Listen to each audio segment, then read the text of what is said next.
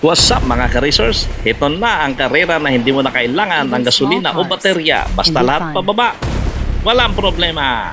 Gawa tayo ng race para i-rank natin ang ating mga collections hanggang sa number 1. King of the Hill ang ating race format at meron tayong point system at saka rule. Twice to beat ang ating winner. Unang sabak natin ang Ford Fiesta sa orange lane at blue lane naman ang Mitsubishi Lancer Evolution.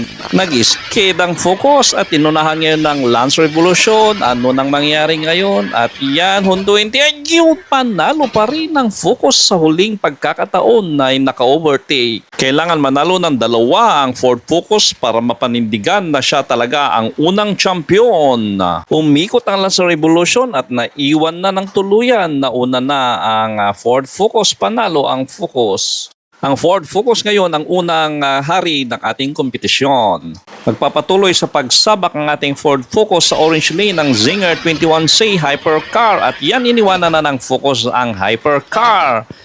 Panalo na ang Focus. 2 winning streak na ang Focus at yan dumating pa rin ang Zinger at tinapos ang kanyang karera. Galing. Third race, Volvo 240 made by Swedish, owned by Chinese. Yun, nanguna na sana ang Volvo pero iniwanan pa rin ng Focus. Panalo ang Focus. At anong nangyari sa Volvo? Hanapin natin ang Volvo at yan, dumarating ang Volvo. Unti-unting tinatapos ang kanyang karera at umabot sa finish line. Very good, Volvo. 3 winning streak na ang Focus at unti-unting bumababa ang GT at tinapos pa rin ang karera. Talo ang GT.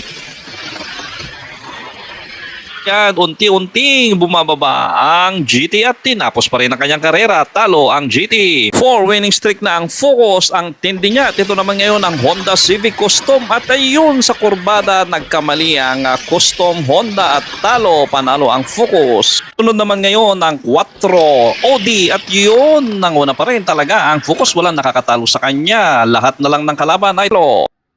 Ford GT na kaya ang tatalo sa pamamayagpag ng Focus at mukhang ito na nga, panalo ang Ford GT. Mukhang may bago na tayong kampiyon. Ayan, nauna na rin. Anak ko, pangalawa. Ganda ng laban ng dalawa. Unahan lang sila. At ito naman ngayon ang Volkswagen at Focus. At iyan ang mukhang ayaw pagbigyan ng Ford ang Volkswagen. Panalo pa rin ang Ford.